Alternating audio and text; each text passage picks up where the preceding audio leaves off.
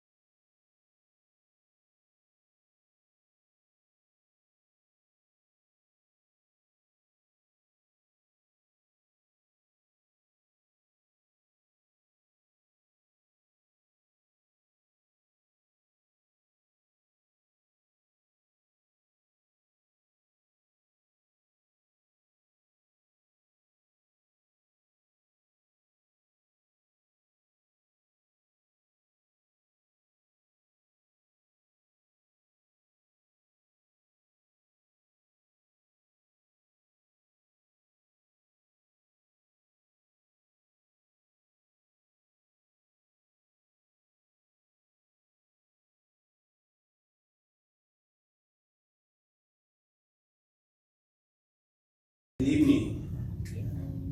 I'd like to call to order the Gary Community School Board meeting for tonight, Thursday, June 11th. Would you please stand with me for the Pledge of Allegiance?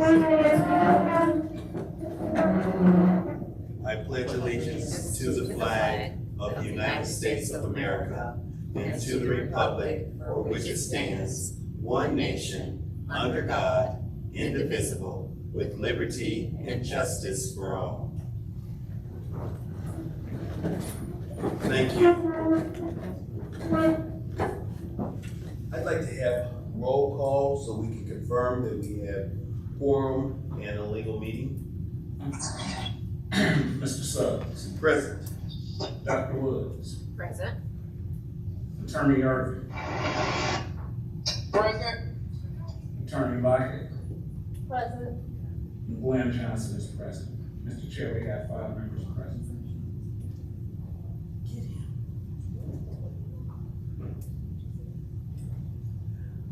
Thank you, sir. We have a legal meeting. Now, item number 2, I'll entertain a motion to accept tonight's agenda. Mr. Chair, I move to accept the agenda for tonight's board meeting, June 9, 2026. Second. It's been moved, properly second. Discussion on the agenda. I move that we take item 5.5 off. I move we take item 5.5 off the consent agenda. Let the record show that item 5.5 has been removed from the consent agenda. That motion to second. It should not Okay. have to be a motion, it's just a request. Just a request. From Congress, so it's a request to remove, not a motion. I request that we move item 5.5.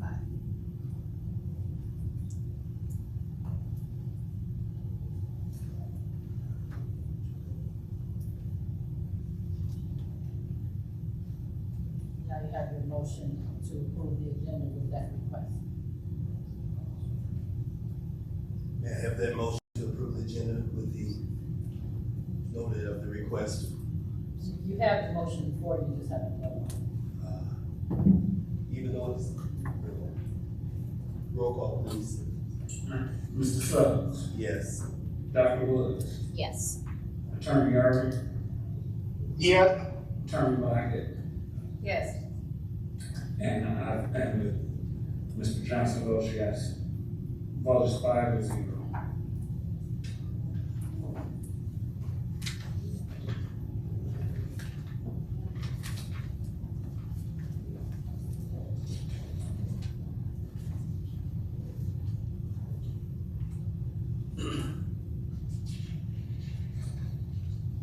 Item number 3 on our agenda, Gary Ready Snapshots. Ms. Whittington.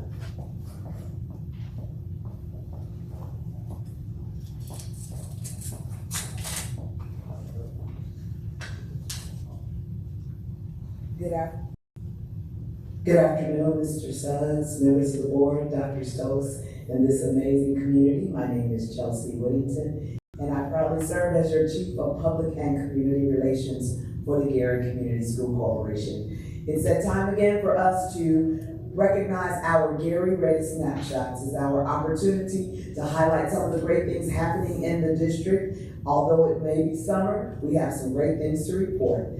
The first thing I'd like to give a quick update on is our Knowledge Seekers Program. An initiative instituted by our superintendent has officially kicked off with 2 cohorts of 15 participants, totaling 30 individuals, community members, who are learning the ins and outs of the Gary Community School Corporation. That meeting was held on Wednesday, May 19th, here at the Gary Area Career Center. The first one was 11 to 1 p.m. and the second one was 4:45 to 6:45 p.m. The topics were board governance and finance. The next meeting will be held on Wednesday, June 17th at those same times. Those meetings are being recorded in case we need to, for posterity and for information to be shared with the public as needed.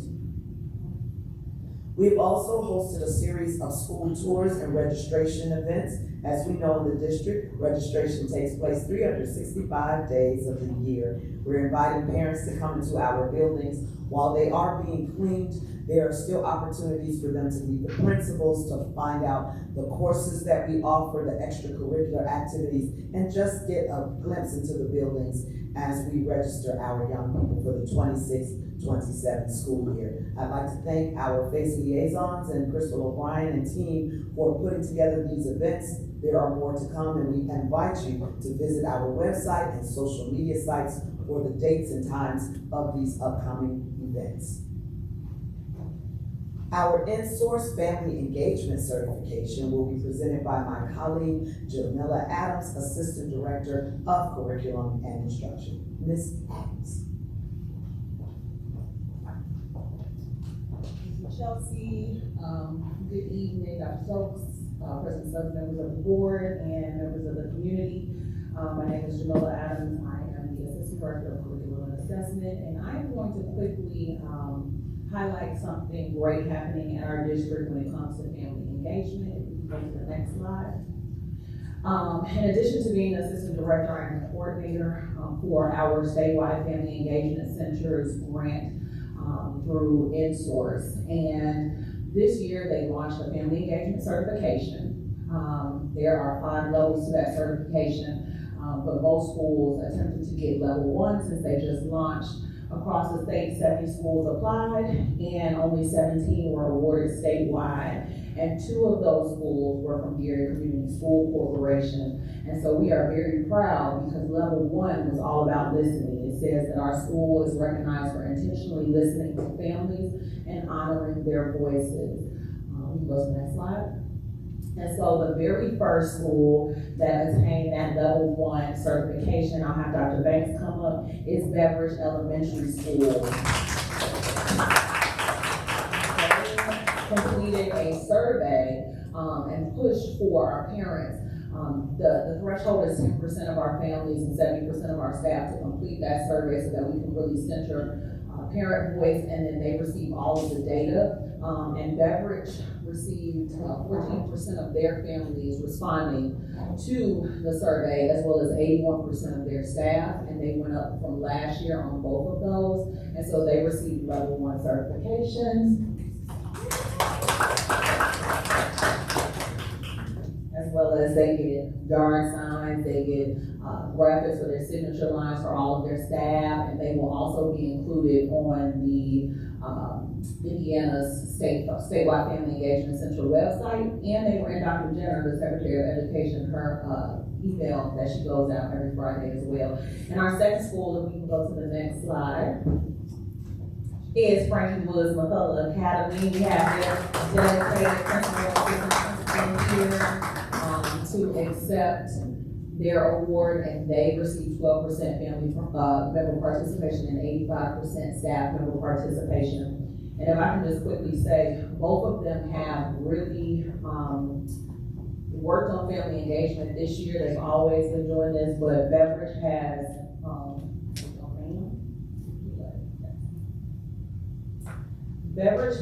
All Pro Dad, which is an organization where the men come out to really mentor and come up with solutions for the schools.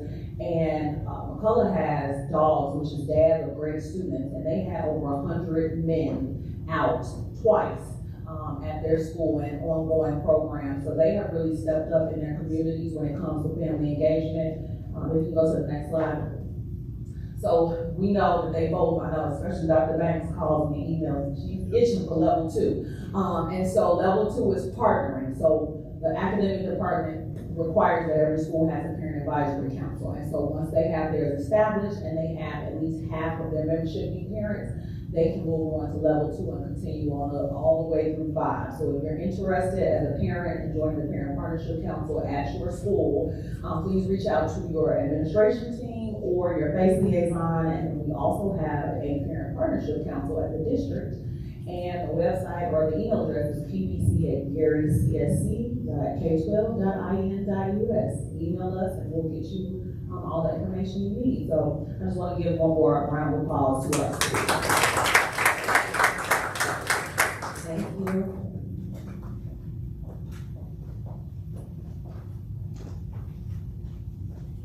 Thank you, Ms. Adams, and congratulations, Beverage and McCullough. More good news follows.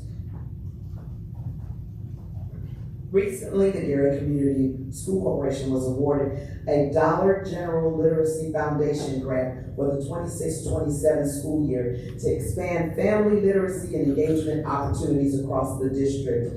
The grant will support our FACE liaisons in promoting literacy-focused programs, family learning experiences, and supporting literacy resources designed to strengthen reading skills and encourage learning beyond the classroom. I also want to acknowledge my team member, Crystal O'Brien, who wrote that grant. It was her very first time writing a grant, and she knocked it out the park for $10,000 for literacy. I'd also like to share briefly about our Rooted Collaborative School Garden Initiative, which continues to expand opportunities for students and families to engage in that packed time that Ms. Adams spoke of through hands-on learning in the school gardens across the district. We have partnerships with local organizations and volunteers, including the Miller Garden Club, the Gary Food Council, Master Gardeners from Purdue Extension, Faith Farms, and other local community farmers. And we're inviting families to participate in our gardening workshops, stop by the schools, learn about nutrition, and more as we continue to beautify our schools and educate our children. And last but, our final portion of our Gary Snapshots. If you were not at Westside Leadership Academy on Sunday, June 7th, you missed a treat. We graduated 205 scholars from Westside Leadership Academy. Our valedictorian and salutatorian were invited to join us, but the good news is that they are both at work. They both reached out, and our valedictorian was Jamie Jones, and our salutatorian is Kaylin Quarles. But Jamie did send a video of quick remarks that I'd like to share as I close my presentation. Jamie. Good afternoon, everyone. My name is Jamie Jones, the valedictorian for the class of 2026. I want to thank the school board and the superintendent for allowing me to say my final goodbyes as a student on behalf of the class of 2026. As I said in my speech, the class of 2026 is extremely resilient. No matter what we go through, we always find a way to make it work. And that comes from the incredible leadership of our administration that was led by Principal Carl Scott. He really came in the year we did and lit a fire in this, and we are extremely grateful for him. The teachers as well. I can name so many teachers, but I want to thank my band director, Mr. DeAndre Teamer, for lighting a fire in me for music and academics, because he's also had the last three valedictorians myself, Reagan Betty, and Davion Taylor, as well as this year's salutatorian, Ms. Kaylin Quarles. And she had 5 students in the top 20. Me, Kaylin, 2 majorettes, and another band member. So he really, cared about leadership. Where I'm going, I will be attending Morehouse College in August, majoring in theater and performance, trying to become an actor. And my final words for the class 2026 is for everyone to go be great, keep God in your life first, for He is the author and finisher of our strength, and don't let anyone tell you what to do, because we've shown time and time again that we beat the odds. So Westside Leadership Academy, thank you for your greatness for 7 long years. I'll be back soon. Thank y'all. That concludes my report. I'll turn it back over to you if there aren't any questions. Thank you. Any questions? Appreciate your presentation. Thank you. We'll move on to item 4, public comment on our agenda. Mr. Johnson, I'm sorry. Would you please read the public comment information? Sure. Pursuant to Indiana Code 5-14-1.5-3, the Garrett Community School Corporation Board of Trustees welcomes comments from the community. As a result, the agenda for each regular meeting provides time for public expression.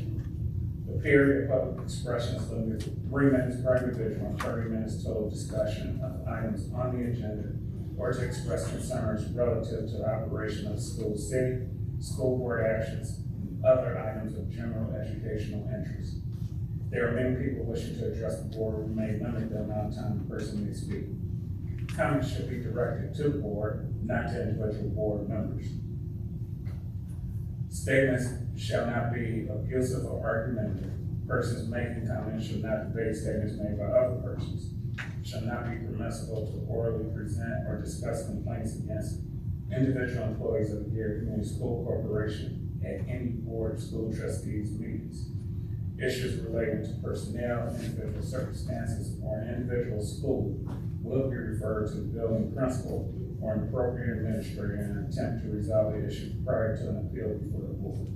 The speaker cannot transfer the remaining time to another person. The board president will enforce these rules and may take actions necessary to maintain order at the meeting. Such actions may include, but are not limited to, interrupting the speaker if the statement is too lengthy, unduly repetitive, or otherwise violates the rules. The president may terminate the address if any speaker violates these rules, or limit the total amount of time devoted to public comments if there's a large number of people wishing to address the board, or if there's a large agenda of other business before the board. Thank you, Vice President Johnson. John Allen.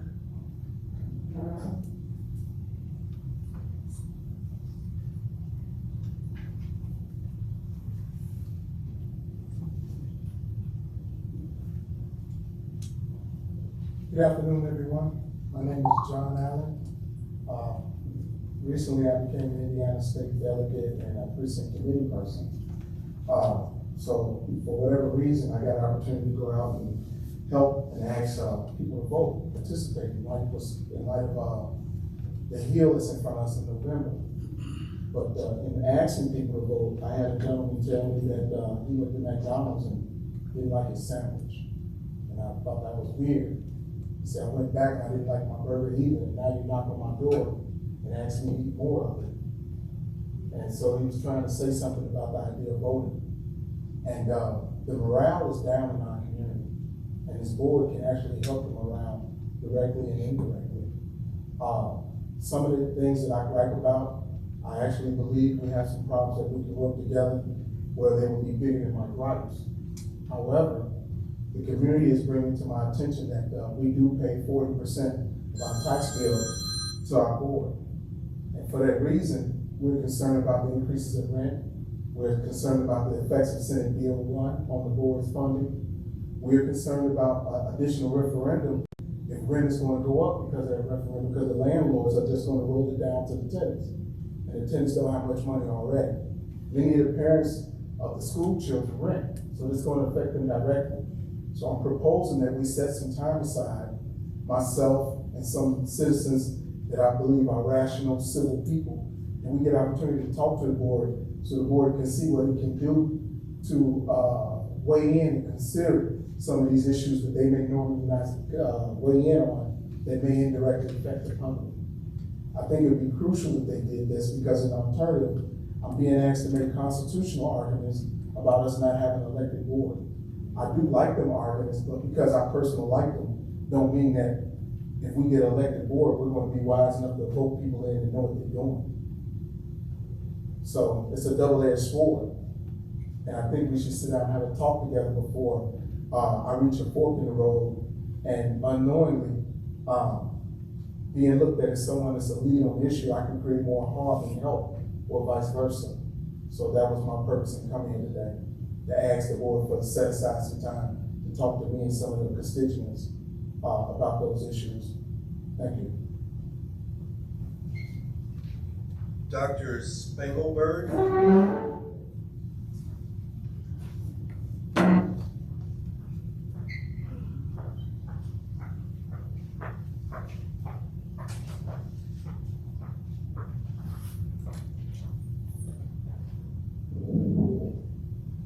Good evening, I'm Julia Spangenberg, Care Education Coalition. First of all, I want to say thanks because I think this is the first meeting where we've had any of the documents uploaded ahead of time. I don't even know how far ahead of time. I was just pleasantly shocked today into board docs for people to review. Now, not everything was there, but at least there was something, so I was very grateful for that. One thing that wasn't there was the financial presentation, but even looking at what was publicly available from the state and hearing some of what was said last meeting, I was already a little alarmed. Last meeting, and you can look at this on YouTube if you're at home, the recording for last meeting, I think it's right around like an hour and 40 minutes in. During some portion of the financial presentation, a statement was made about trying to get an advance in our levy to pay down our common school loans. And when I heard that, I was a little, just taken aback, like I couldn't understand it. And the only thing I could make sense of was, okay, it sounds like we're talking about the tax anticipation award. But the issue was that the individual said that they requested this. So the board actually has to approve that. It is not something that it can be just requested, because the tax anticipation award, assuming this is what was being referenced, is something that you have to determine there's an emergency that exists to demonstrate a need for it. Now, given that between 2023 and now, apparently we have due in terms of interest and principal this year, the amount has increased by, I guess it's $39 million.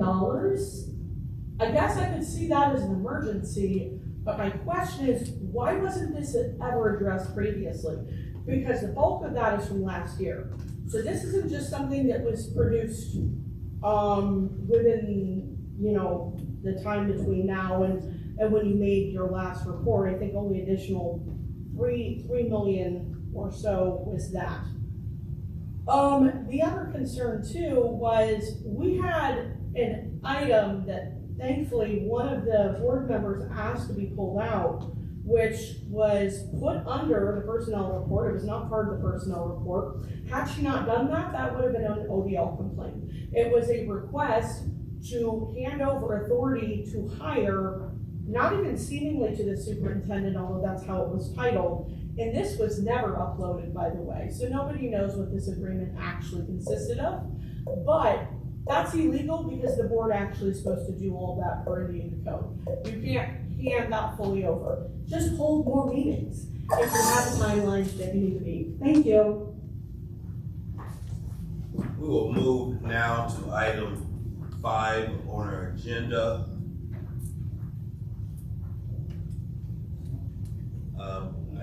We'd like to do consent items 5.1 through 5.4. I'll entertain a motion. I'll make that motion, Mr. President.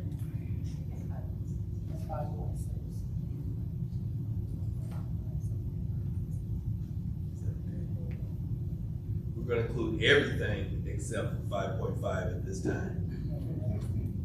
If you could just re-announce that motion for me. Mr. President, I move that we approve consent agenda items 5.1 through 6 minus 5.4. 5.5, okay. May I have a second? Second. Second. It's been moved and properly second. Discussion on this motion. May we have roll call, please? Dr. Woods. Yes. Attorney Irvin. Attorney Irvin. I think yes if you ask me. Attorney Lockett. Yes. I vote yes, Glenn Johnson, and Mr. Suggs. Yes, please. The vote is 5-0. With a vote of 5 yes and 0 against, the consent agenda items have been approved. I will now entertain a motion for the item 5.5 on our agenda. Mr. President, I move that we approve item 5.5 on the agenda. There is a motion on the floor. May I have a second? Second. It's been moved and properly second. Discussion on this motion. Yeah. Thank you. Item 5.5 is field experience and conference experience. I asked that these be removed because I just had some questions here. I see that there is mindful practices administration retreat. I just want to hear more about what that is. So I think it sounds good, but I'd like to hear more about it.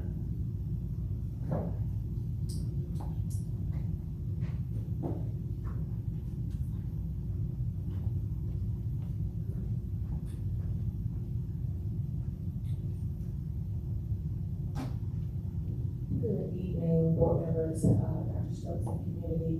So the Mindful Practices Retreat was a one-day retreat provided by Mindful Practices for the principals and assistant principals, where they went away just really to spend some time on leadership development. So it was focused on looking at their leadership practices and really to build some additional skills to effectively lead into the next school year. Oh, okay. And see, when I read that in my mind, I was thinking this was something that they learned to pass on to their children in terms of No, mindful practice. Okay, no, that's so the name of the organization. oh, thank you. See, I didn't know about that. Okay, I just had a question what that was, and then I also see on here that Westside Leadership Academy band is going to be in. Is this a couple parades? Yes, so there are 2 parades this summer that they will be participating in, so those are what's listed. Okay, so what's listed is July 2nd, 2026. They're going to be in the city of Gary 4th of July parade, and on July, the 4th of July, 2026, they are going to participate in Crown Point's parade. Is that what that is?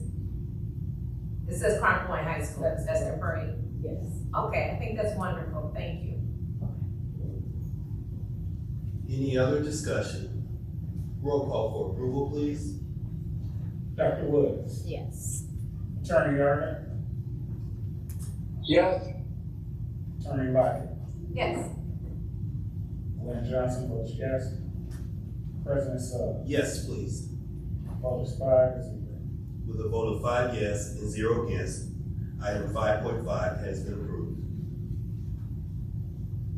We will now move to item number 6 on our agenda. Ms. Zaborowski.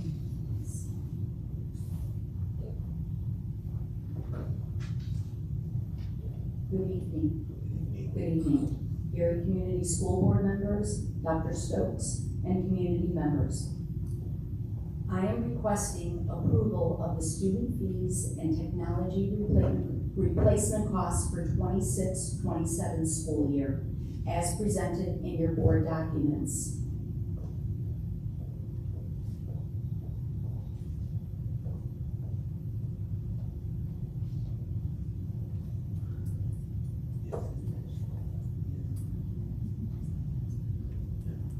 I will entertain a motion on item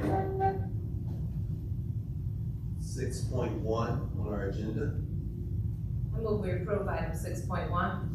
May I have a second? Second. Been moved and properly second. Discussion on this motion.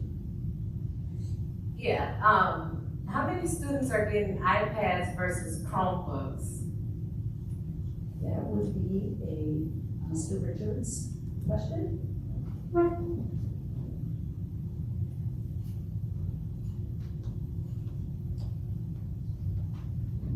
So most of the students in the elementary schools are getting the iPads. The middle schools are getting the Chromebooks, and the high schools are getting the Chromebooks.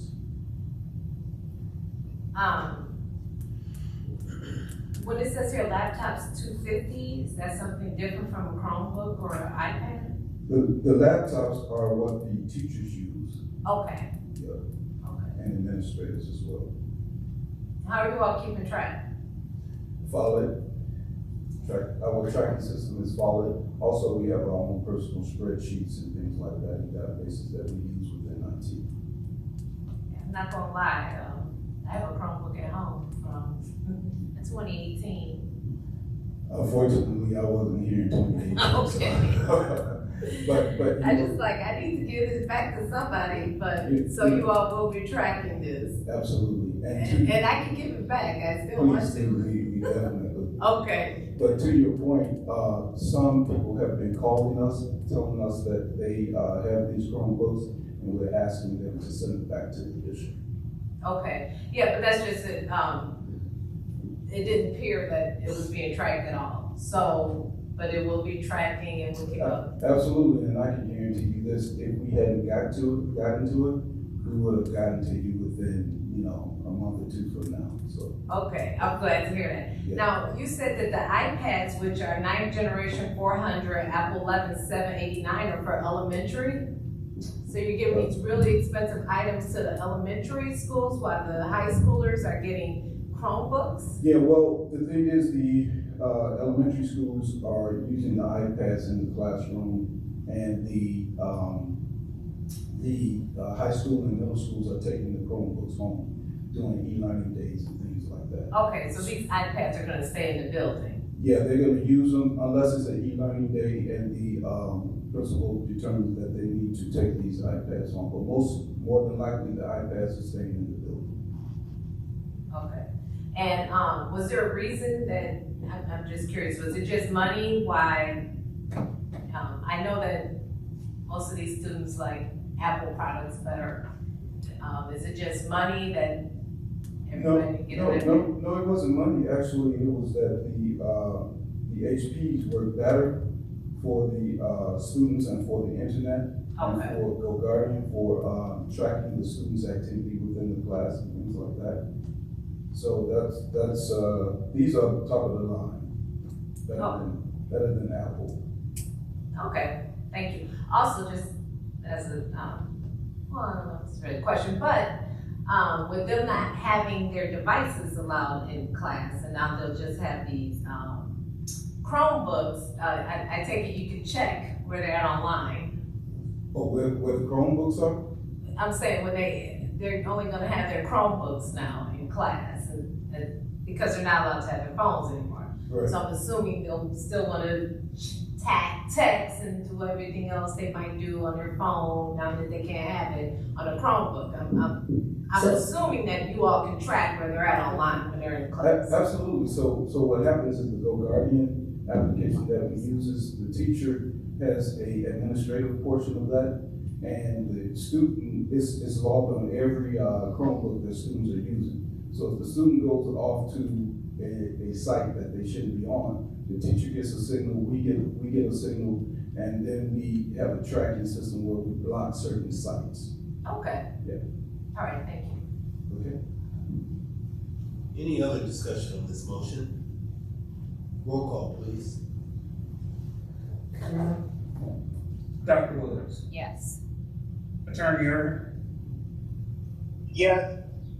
Attorney Light, Yes, and Glenn Johnson votes yes. President Suggs, Yes. vote is 5-0. With a vote of 5 yes and 0 against, the request for approval for student fees for technology replacement costs has been approved. Now, Thank you. Joe, please. Thank you.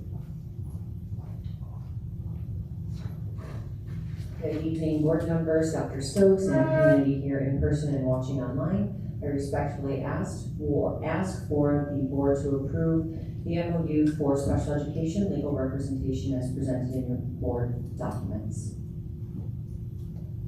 Thank you. I will entertain a motion. So moved. I second. There's a motion on the floor that has been properly seconded. Any discussion on this motion? Yes. Was this sent out to bid or anything? No, ma'am. We had a previous special education firm representing us, and when we are making decisions for which firm is going to represent us, we're looking for who's going to represent the district to the best of their ability. Okay, so this is for legal matter for what exactly? Isn't there already an attorney representing the school board? Well, she's representing the school, but isn't there also Pilar? So Ms. Pilar is the labor attorney. Previous to this request in front of you today, Lewis and Kappas was our firm supporting special education. However, the attorney who was supporting us has decided to go in another direction, which caused us to have to look for the best in the area. So we have decided on Church Middle Metro. Did you look for attorneys within the city of Gary? We looked for the best special education representation in the state. And if there was someone within Gary, Indiana that was known to have specialization in special education, we certainly would have considered it. But you didn't put out a request, so would they even know that you were looking for them? We did not put out a request. Okay, and this contract has no limit? We are covered under insurance, and so you cannot put a limit on what can be covered, because if we get sued through a due process, you can't put a limit on what you need to represent your school, and that's why we have insurance coverage to support that process as well. Okay, so the hourly fees for partner is $345, and then associates $275 to $300, and paralegal is $175. And this is a firm, it looks like they're out of Noblesville, Fishers, Tipton, Maryville, Zionville, no Gary. They do not have an office location in Gary, you are correct. Okay, and so what is their role going to be? They will support special education legal matters. Could you tell me like what type of legal matters come up with special education? I sure can, that's my specialty for sure. So oftentimes we have to support parents who might be concerned about what's happening within our district, and they might file a complaint with the Indiana Department of Education through ICHAMP, and that complaint can also rise to the level of due process. We oftentimes also have advocates who represent parents, and at times, because they're being represented by an advocate, we of course have to make sure that our district is protected and supported by legal representation as well. And it is very important to be supported by someone who specializes in special education. Does that happen often? No, not in our district, but I can tell you as a director of special education, it can happen at any time. Well, I'm going to be voting no, and the reason why is that I really feel like this should have went out. Other people should have heard about it. We don't know if there's anybody within our city who has the knowledge set to do this. I know you say the best, but again, I know that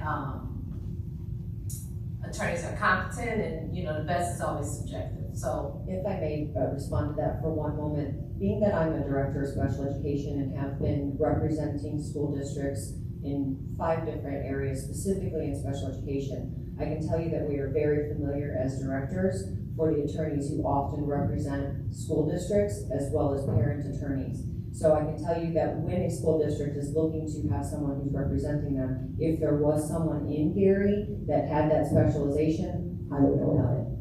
yeah, and as an attorney, I can tell you it's kind of hard to break into certain areas, especially when you're doing them and you're not known to people like yourself as a director, and you're trying to get in, and it's a small little circle that's been shut out to you because people use the exact same people over and over again and don't let others in. So just for the fact that it wasn't put out, we don't know, I understand what you're saying, it's who you know to be the best, but again, I'll be voting no. I appreciate your input. All right. Any additional communication? May we have roll call, please? Dr. Woods, Yes. Attorney Irvin, Yes. Attorney Light, No. Glenn Johnson votes yes. President Suggs, Yes. vote is 4-1. With a vote of 4 yes and 1 against, the motion carries special MOU for special education legal representation. Thank you. Thank you. Dr. Craig, please.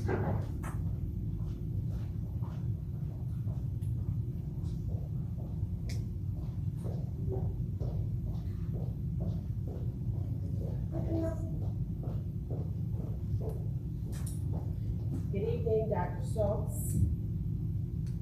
Good evening, Dr. Stokes, Mr. Suggs, and the school board and community members. I would like to bring before you today the middle school ELA curriculum adoption review. You have received the board presentation in your board docs, and I would like to direct you to go to slide 13.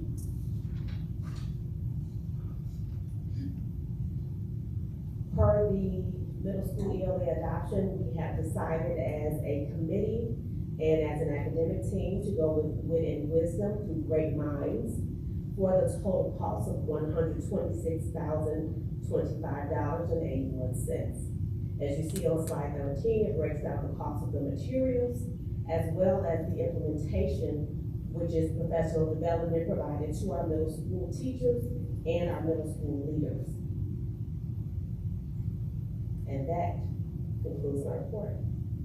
I will entertain a motion on this item. So, There's a motion on the floor for the approval of the middle school ELA adoption. May I have a second? I'll second. It's been moved, properly second. Discussion on this motion, Yeah. Oh, I'm sorry. please. Thanks. I'm looking at this presentation. I'm sorry, I just can't follow it that well. What's going on in here? Absolutely. This presentation is showing the process in which the academic team took both of our middle schools through in order for them to vote on the best curriculum to adopt for their ELA, English Language Arts Program. And so I'm sorry, so you said we took them through, this is for the teachers to vote? that is correct. Okay, go on. Our teachers and our leaders, middle school leaders, had an opportunity to review 2 curriculum. One of them was Great Minds with Wisdom. Another one was McGraw-Hill Study Sync, which is their current ELA program, which has an updated version which we needed to review. Upon that review, we did some debrief activities and other things in which we were able to break down and talk about the different tenets of the program and how they would best meet the needs of our students. Based upon that and some activities that we did together, the teachers voted that Great Minds with Wisdom is the best program for our middle school students. Okay. And, were these the only 2 things available? When you say that it was between the McGraw-Hill Study Sync and Great Minds with Wisdom? Those were the only 2 programs that we presented to our ELA teachers. Okay. Because how long had McGraw-Hill was still in the running? What I'm saying is that when I'm looking at this, the current reality, it says over 50% of students, approximately 415, are performing 3 or more grade levels below reading. Less than 25% are on or above grade level. And that had been using the McGraw-Hill. That is correct. But were these the only options? What I'm saying is, why are they even an option if it's so poor already? So let me speak to that for just a minute. Thank you. Curriculum resources are just that, resources. You know, you hear me say all the time, it takes you, it takes me, it takes all of us. How a kid shows up and how they perform academically is a multifaceted experience. You can't just blame a particular curriculum, but curriculums do need to be used with fidelity, and we do have to use curriculums that align with the science of reading, which is a state requirement. So it's not so much, I don't want to for it to appear as if we're saying that any company's curriculum is bad. How we utilize it might have to be looked at, the craft and skills of the teacher might have to be looked at, the child's attendance, if the child is attentive. There are so many factors that go into academics. So I just want to say that. Do you know the factors that went into the literacy gaps of over 50% are performing 3 or more grade levels below reading and less than 25% on or above grade level? Has it been looked at? I mean, you're telling me that is, well, Yes, it has.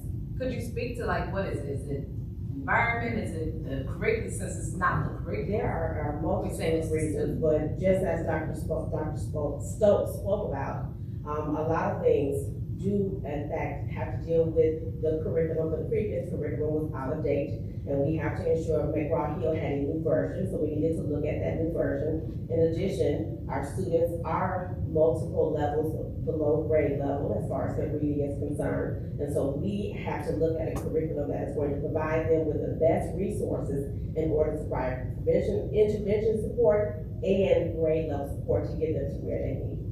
No, I understand what you're saying. I'm just saying that, were these the only 2 options?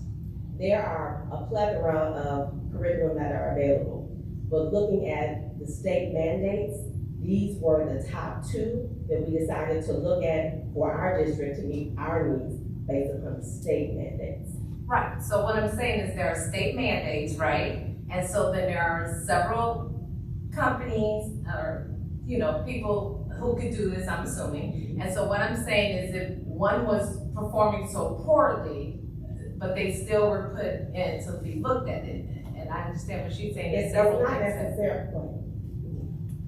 So when the adoption was brought to the teacher's attention, they wanted to see it. And so we wanted to do our due diligence to allow them to take a look at the curriculum. During this process, the vendors actually came out to present to the teachers where there may have been changes, where there may have not been changes. And what they found in that process is that the curriculum had not changed as much as it was articulated by the vendors. And so that's how we ended up with Written Wisdom being the curriculum of choice, because they knew that there were some gaps in the curriculum in its current state, and without many of those changes being realized in the updated curriculum aligned to the science of reading, we knew we needed to do something different. And so they requested to see all aspects. And so, yes, the state recommended a few that you can choose from, but they also give you a rubric to really look at which one would best be suited for your district. And so we have to analyze, is it culturally relevant for our students? Is it robust? Will it provide supports? And so although many of them attest to do these things, when we take a look at it as a curriculum department, they all did not. And so those are the 2 that were presented to the teachers. Thank you for that. What it says materials, 57,000, what are the materials? Those materials include the physical textbooks that the students will receive, the novels, the literature sets, all of those things for Bailey, for GMS, and for the virtual academy students to receive their own documents. And the implementation, that is the professional development that is offered to our teachers and our leaders. I think that the staff has sufficiently addressed why they chose this particular company, so I respectfully call for the question. It's been noted that the question has been called for. At that point, we will just move to the vote. I'm sorry. I don't think I had a couple more questions. What are you talking about? Understand what Robert Rules for Order says after there's been ample time and opportunity. Who decides if it's ample time or opportunity? The chair. Okay. May we have roll call, please? Dr. Woods, Yes. Attorney Irvin, Yes. Attorney Locke, No. Glenn Johnson votes yes. President Suggs, Yes. vote is 4-1. So the vote of 4 yes and 1 against, the motion carries for the support of middle school ELA adoption. Dr. Craig. The next presentation before you reviews the 2026-2027 assessment calendar. This presentation walks you through what the assessments look like for the entire year for all of our students from pre-K all the way through high school. There are various assessments that our students will be taking throughout the year, providing them with benchmark assessments, essentially diagnosing where they are per the beginning of the year, the middle of the year, and the end of the year, as well as additional assessments throughout the year. It also shows the iRead 3, which is our reading assessment that our second and third grade students take every year. And if students do not pass that test, students who are in third grade, if they are retained, will retake it. And students who are able to pass on but still did not pass it, they will continue to take that test 4th, 5th, and 6th grade. Excuse me. It also includes assessments such as the PSAT, the SAT, assessments for our pre-K students. Thank you. I will entertain a motion for approval of item 6.4 on our agenda. So, There's a motion on the floor. May I have a second? Second. It's been moved, properly second. Discussion on this motion. Well, I don't want to offend the chair and get to asking questions and then not be able to, so maybe I should just not ask any, thanks. May we have roll call, please? Dr. Wood, Yes. Attorney Irvin, Yes. Attorney Lockett, No, Glenn Johnson votes yes. President Suggs, Yes. voters for, With a vote of 4 yes and 1 against, item number 6.4, the 2026-27 assessment calendar has been approved. Thank you, Dr. Craig. Thank you. Let's move on to item 6.5 on our agenda. Mr. Richards.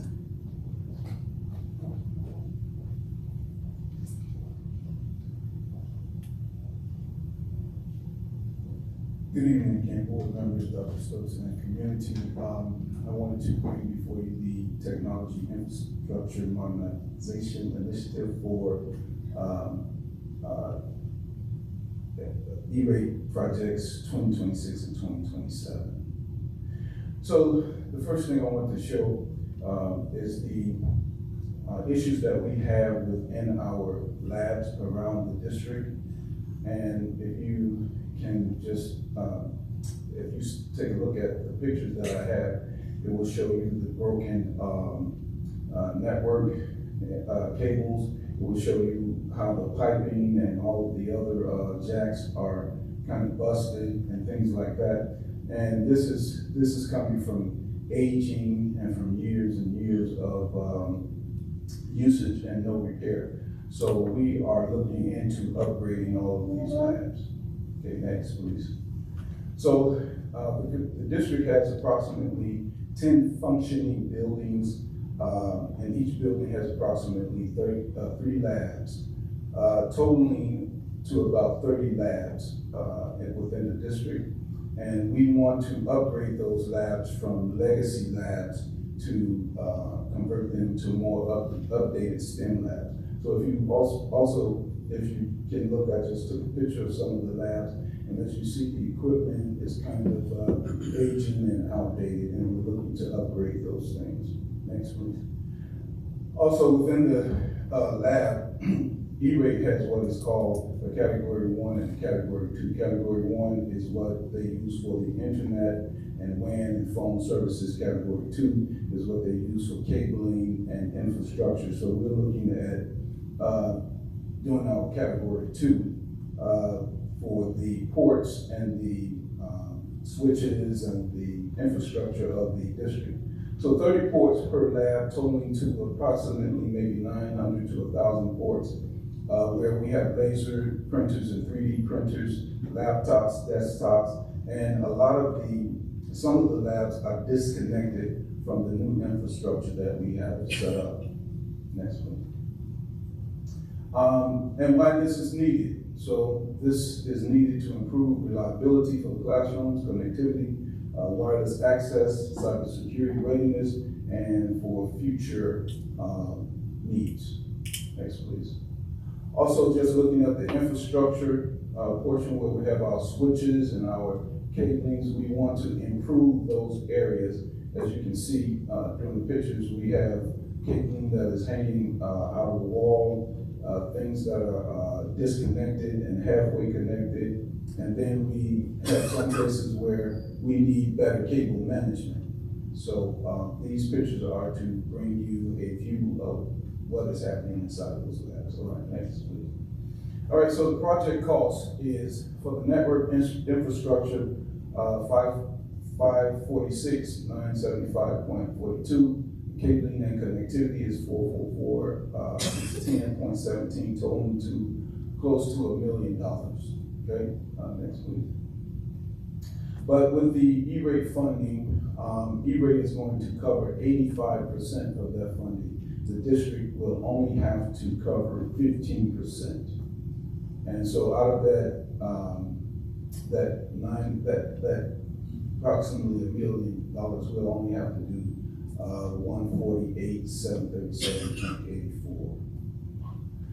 Okay, so I'm requesting approval for FY 2026-2027 E-rate projects contingent upon board approval and the E-rate funding in conjunction. Thank you. I will entertain a motion for item number 6.5 on our agenda, the E-rate funding and upgraded labs and switches. So moved. There's a motion on the floor. May I have a second? Second. Been moved, properly second. Discussion on this motion. Yeah, how much? How much? Yeah, what's the cost? Okay, we go back, Russell. So she can see that problem. Thanks. 9.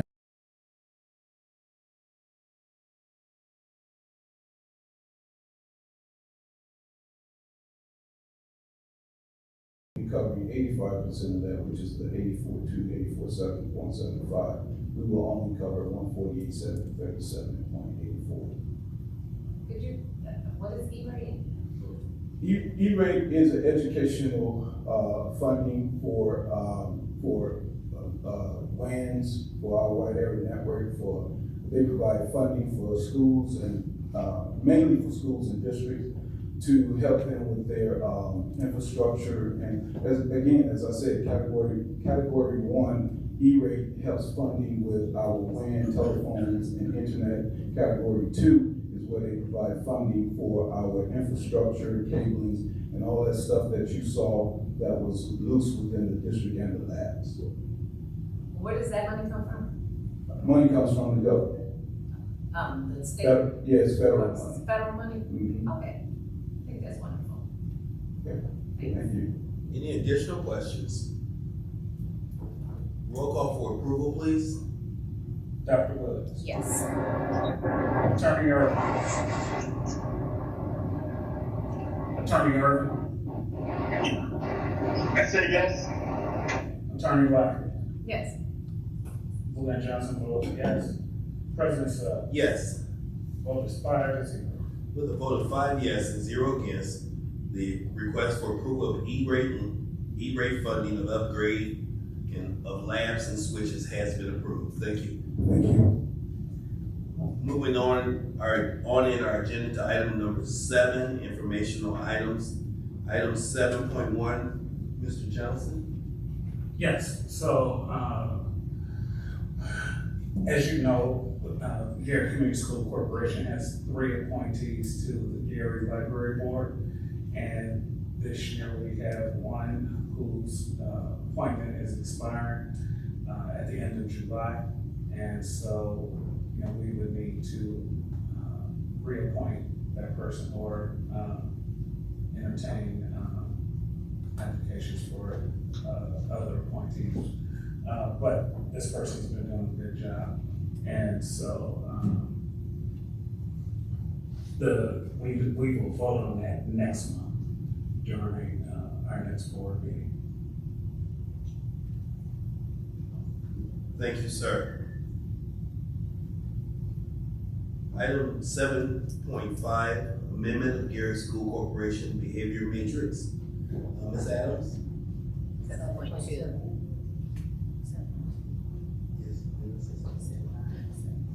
I'm sorry, 7.2.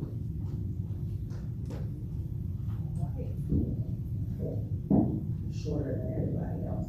All right, hello everyone again. So I am going to present on the behavior matrix updates. We have some updated codes and formats for pre-K all the way up through 12, and we can go to the next slide. So I just wanted to give a quick overview about where we started. So last year in August 2025, we updated our student code of conduct and introduced that brand new behavior matrix because we wanted to ensure that there was some consistency across consequences. We had a high rate of exclusionary practices and we wanted to reduce that. And then there was also a need for more behavioral health support and interventions in our district because we have a varying, range of students dealing with trauma on a day-to-day basis. Next slide. So I am very proud of our district and to announce about where we are now. So our staff has made great strides when it comes to adopting a more restorative mindset. They have actively worked to identify root causes behind student behavior and not just address the behavior. They have referred students at a great rate for behavioral health supports to ensure that they get what they need, and we have partnered with families around discipline. We brought in new community partnerships that support that behavioral health support, including Edgewater, Flourish Community Hub, Touch of Wholeness. Because if you don't know, we don't have counselors at our elementary schools, so we made sure that they've gotten behavioral support at the elementary level as well. We provided consistent staff training, and so we've had mindful practices like you discussed earlier, as well as New Group, come in to provide training for not only our staff, but also our administrators to ensure that they get that quality professional development. And then we've increased student, staff, and parent voice. We talked about the surveys earlier with the family engagement, but we've also made sure that we've had all of our stakeholders and focus groups completing surveys and other forums where their voices were heard around concerns about discipline in the district.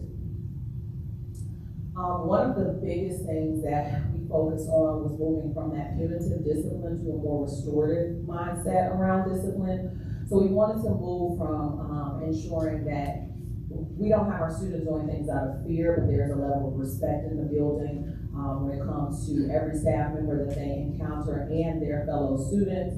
We want to make sure that we are providing discipline not out of anger, but coming from a place of understanding. We also wanted to move from punishment to consequence. So punishment is generally for the adult. You said something to me I didn't like, I want to punish you, whereas consequence is teaching the student what they did wrong and why they should not do that again. We see it's the same as recidivism rates. You can go, I can send you somewhere, I can give you that punishment, but if you didn't learn from that behavior and what you should do differently, you'll do it again. Next slide. And so I'm extremely proud to bring this information to the board meeting. So if we look from last school year to this school year, we have had a 72% decrease in in-school suspensions since implementing our behavior matrix and our new policies.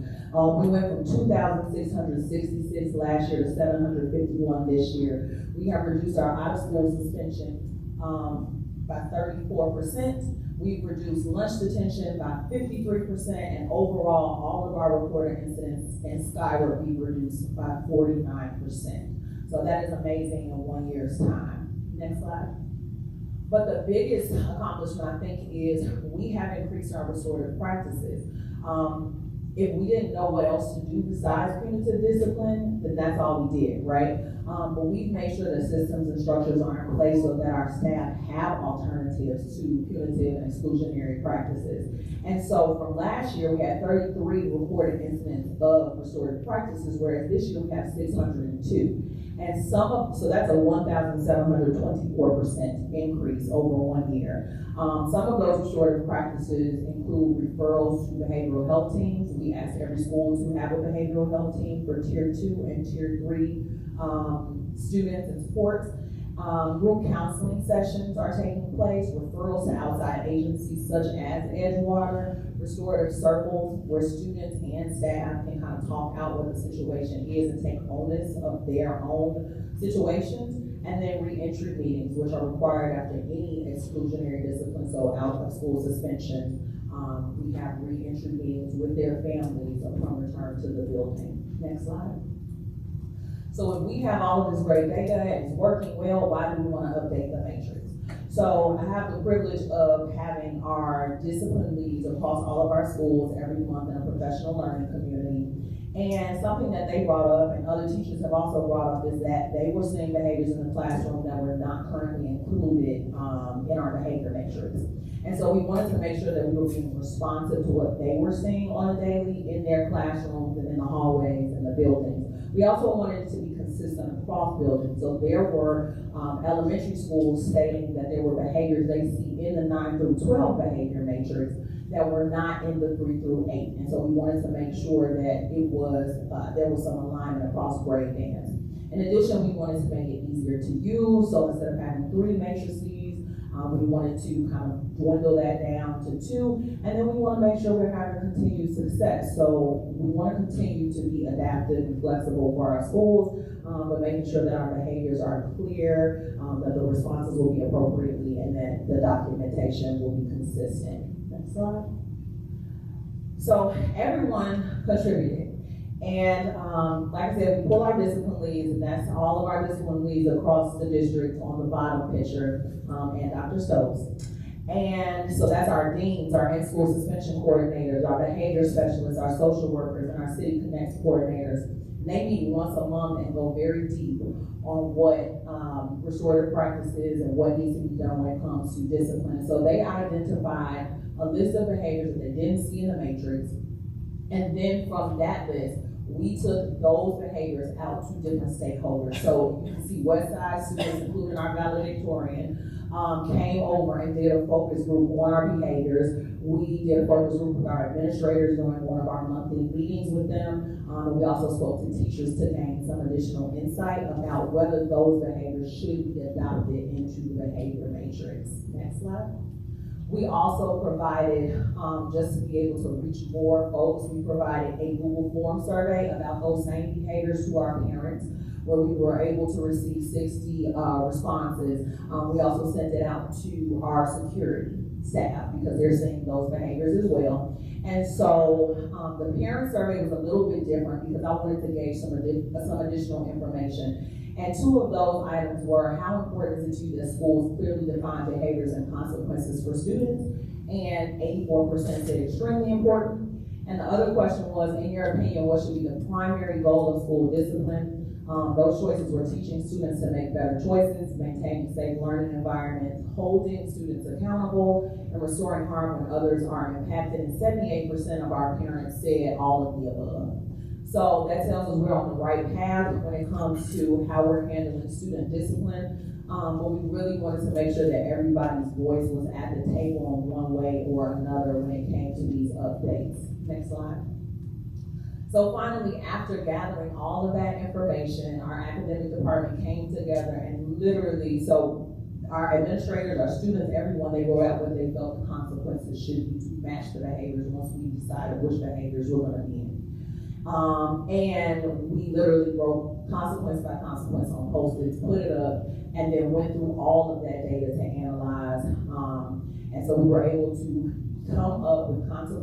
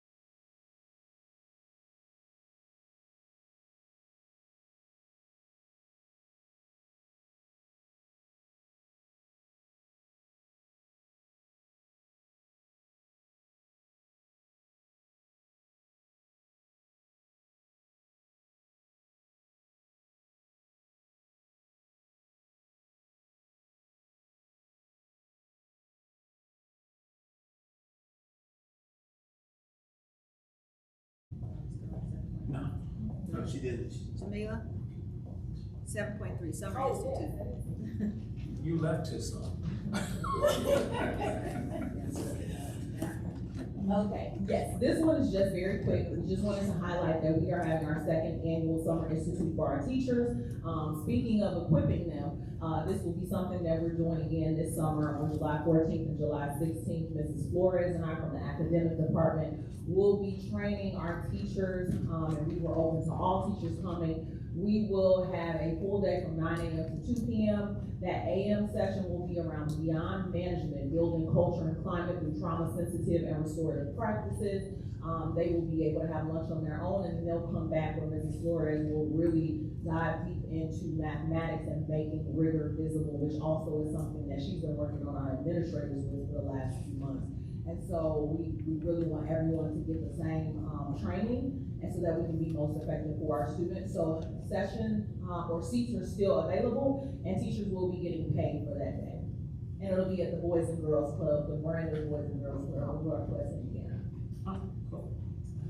Any questions? Couldn't give them food. Yeah, I think I couldn't give them food. They're getting paid. They are getting paid. Snacks and stuff like that. Yes, we'll make sure they have some snacks. Thank you. All right, so, item 7.4, Dr. Stokes, first reading of your community school corporation policies. All right, thank you. So as always, and I'm gonna be honest with you guys, we are excited. I had a song, but I forgot it, so anyways, we won't sing it. But we are excited because, as you know, we've done a 2-year journey of trying to get up over probably 500 policies to the district. This is the last large batch, but having said that, I do know that a June new policy dropped. Some June policies dropped. I don't know how many, but I do know some dropped in June. So what I want to say to you is that if you recall, our policies are one of 4 categories. They're either legal alerts, they're either revised policies, rescinded policies, or replaced policies. So the board, you have these policies, but I do want to highlight a few. First and foremost, I want to highlight 2 legal alerts. There is a legal alert about the contracts for teachers on emergency permits. And that legal alert basically says that we have to have a separate contract, a separate type of contract for teachers on emergency permits. Typically, our state will guide us on what those contracts may look like, you know, a kind of a template, if you will. But we do have to have a separate contract for teachers on emergency permits. Another legal alert is that our regular teacher contracts, for those particular contracts, we cannot put hours on those contracts. So right now they have, like, teachers who work 7 or 7.5 hours. We cannot put hours on those contracts. Those are legal alerts. Something else that I wanted to talk about, I wanted to talk about policy 0151, which deals with the organizational meeting for board members. So basically, it used to say that annually on or before January 15th. It has been revised to say within 30 days after the commencement date of the members' terms of office, that basically the board has to organize, have a president, a vice president, and a secretary. And at that time, guess who gets to be in charge? Dr. Stokes, the superintendent, gets to be in charge. I'm just picking. But yeah, that's what the policy says for that. Another policy that I actually wanted to highlight, and Jamila talked about it a little bit, is policy 5600. Let me go to that policy real quick. 5600 is about student discipline, and that policy was revised ever so slightly. Originally, it said that the board believes that the best discipline is self-imposed. It has been changed to say that the board believes that students should learn to assume responsibility for their own behavior and consequences for their actions. So it's giving a little more teeth to some of the expectations, and it gives other things under there that should be expected. I'll do just one more, which is very important. There is a policy 5540, and it's very important that you all hear me as I say this. Policy 5540 is one that deals with schools and law enforcement agencies. If you recall, we used to talk about like ICE and things of that nature, but there have been drafting notes that talk about federal agents. may include Immigration and Customs Enforcement, which we call ICE, Homeland Security Investigations, HSE, or Customs and Border Protection, which we call CBF, or Federal Bureau of Investigation, which is the FBI, etc. Those particular agencies can have access to our buildings, but we were able to decide what types of things we would want them to do. We still require them to sign in upon arrival, and in many districts, they just kind of went in. We're requiring them to sign in upon arrival, that when they do arrive, that we are notified, that they have dressed in their uniform so that we know who they are. We don't want to be, fooled and think that you are a law enforcement agency or ICE and you really aren't. So for our protection, there are some things that we are requiring them to do. And those are just some that I wanted to highlight. As I said, you do have them all. With that, I give it back to you, Mr. Sutherland. Thank you, Dr. Stokes. Appreciate the presentation. Any questions for Dr. Stokes? Let's move on to item 8, administrative report. Ms. Zaborowski.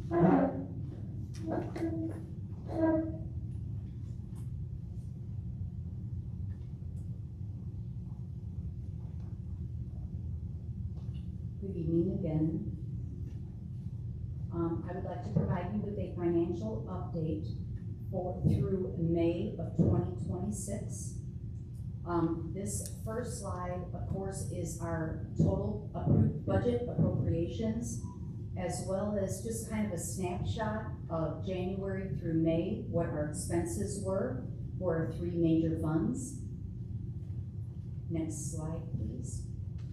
This is a dashboard of our operations fund. Revenue received is $7.2 million year to date. Expenses year to date, $9.07 million. The projected ending balance at the end of 2026 is $6.7 million. I do want to point out the projected cash fund balances that you see in October that kind of dipped. That is because it is a 3-pay month. Next.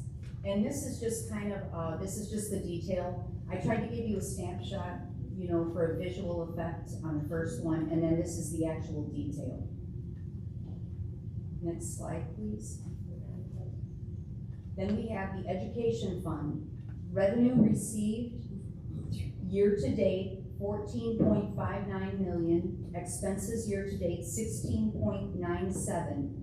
Our projected ending balance is $20.53 million. Now, this is including if we receive enough in property tax money to repay back the education fund. So you're going to see in the monthly receipts versus expenditures, you'll see that I have adjusted it, hoping that we would receive enough property tax money to repay the education. So you see that green bar where it's elevated in receipts, hoping that we receive it. And then same in December, hoping we receive enough. And then of course, October is a 3-pay month as well, which is reflected in the projected cash fund balance. I was conservative with my anticipated tuition funding as well. Next slide, please. And this is just the details supporting the dashboard. Next, referendum fund. Referendum fund received $1.66 million year to date. We have transfers of $4 million year to date. Again, I was conservative in what we would receive in property tax money. And then you'll see in the projected cash fund balance, the dip is just because transfers will continue until we receive money at the end of the year. We receive in June and December, but I do always request an early tax draw. I do that in May, and I do that in November. And that is money that has been collected that the county, the assessor's office is holding on to, and we are allowed to request an early tax draw for what they've collected. Now, they never give us the full amount that they have, but they do give us a portion. I do want to share that we collected we collected in May, in early tax drop of property taxes of 3.947 million. And how that was dispersed was referendum received 1.6, debt service received 1.5, and the operations fund received only 777,000. We will receive a good portion in June to help support making our debt payments. And I'll go over that once we get to the next slides. Next. And then this is just the detail to support the dashboard. And I was very conservative with what we would receive. Next. So this leads me into the debt service levy. In 2025, our tax rate was 0.4618. In 26, the Department of Local Government changed our tax rate to try to help support the repayments of those common school loans. So it was changed to 0.5830. So this is just kind of leading into my next slide, please. Here are the debt balances. This is as of December. We make payments twice a year in June and December. In what we owe in 2026 is 11.354 million. The levy says we can collect 15 million. We never collect all of the money. The common school loan payments that we cannot pay back for the first half in June is 6.3 million. And the regular debt payments, the bond payments, is 4.05 million.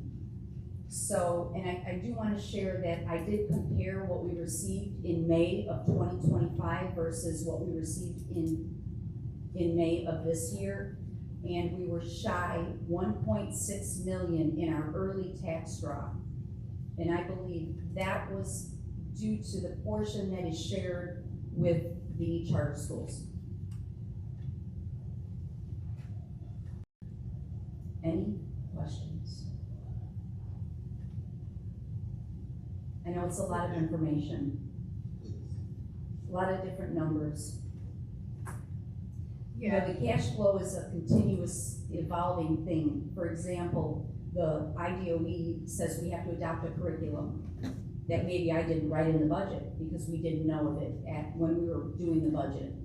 These are things that I have to add to it now. So it's continuous, you know, it's ever evolving.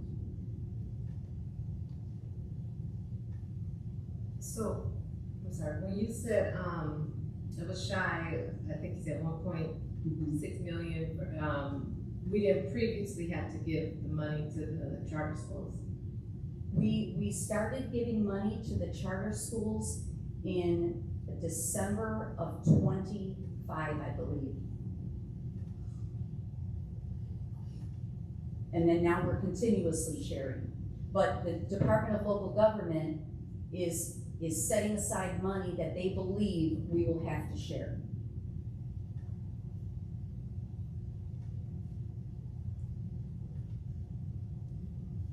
Any additional questions?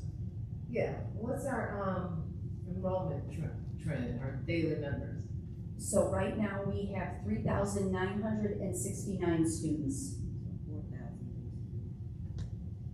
Sorry, what? We're right at 4,000 usually. How does that compare to your part?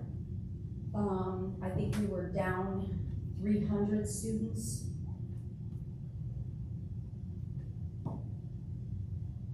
And of course, that does affect our state aid that we receive. Of course. But we are continuously looking for state grants or anything, you know, to help support all of these programs.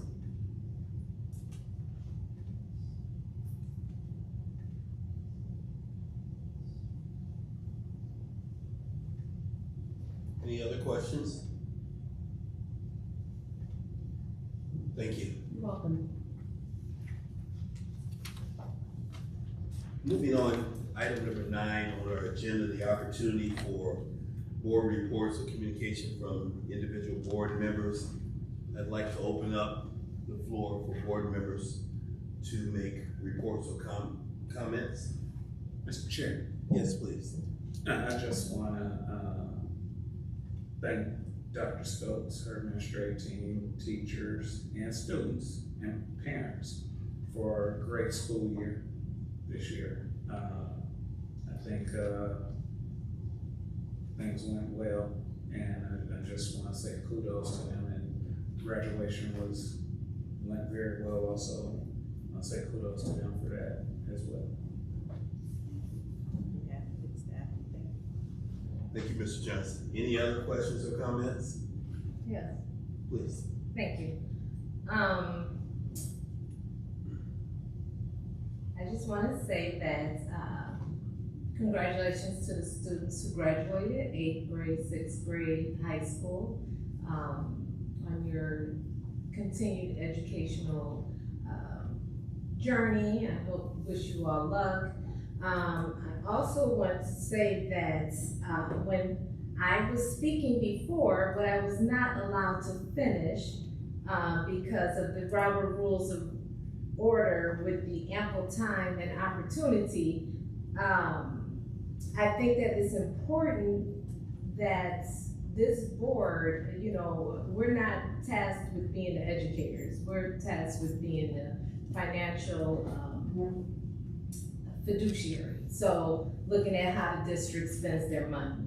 And so my question was going to be, which I was not allowed to continue, and I don't know, maybe the other board members aren't curious as to what is in place to track this new system that they are putting in, because they were using the McGraw-Hill one prior. I was gonna ask how long were they using it? And if, you know, when we're talking about you're going, again, looking for, you know, somebody to help with the reading levels of the kids, and you're looking at a company again, putting them in the running where you have 50% at 50% of the students, 6th to 8th graders, reading at 3rd grade or below, 3 grade levels or below. So basically, you have an 8th grader that reads on the 4th grade level, and you've been using McGraw-Hill. And so my question was going to be, how are we going to track this new system that's being put in? How often is it gonna be tracked? Is it gonna be reported here? But again, my fellow board members did not want to hear about that.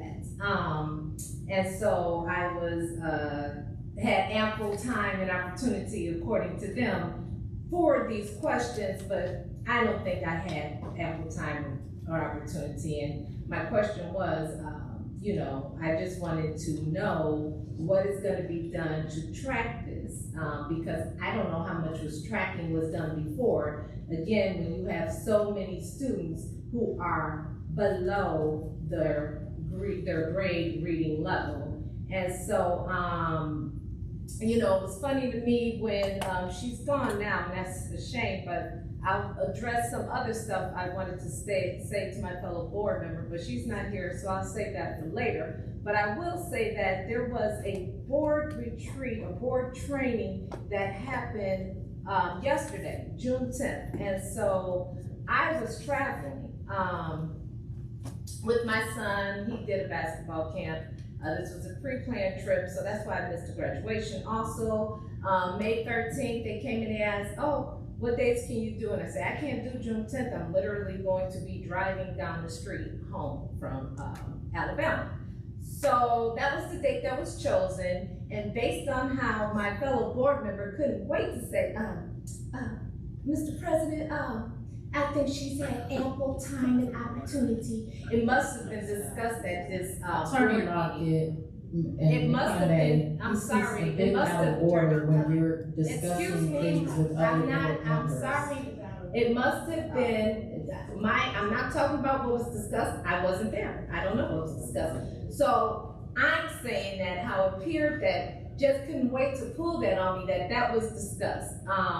But I will say that, and again, Attorney Tolbert is trying to do it to me right here and now, but I don't believe that the ample time and opportunity rules applies to my statement that I am, this is me discussing, this is my individual board member communication reports, what I'd like to say. And I'd like to say is the way that she couldn't wait to say it, I'm sure it was discussed. And again, I wasn't there, this is just speculation. But I will say that to be cut off when you're asking a question pertinent to this district and how we are spending our money as a financial fiduciary, I found it improper, just as improper as I suppose Attorney Tolbert finds what I'm saying right now. So I'd just like to say that. I would also like to say that if we are losing members, I just would like to hear the plan for, and when I say members, I mean students,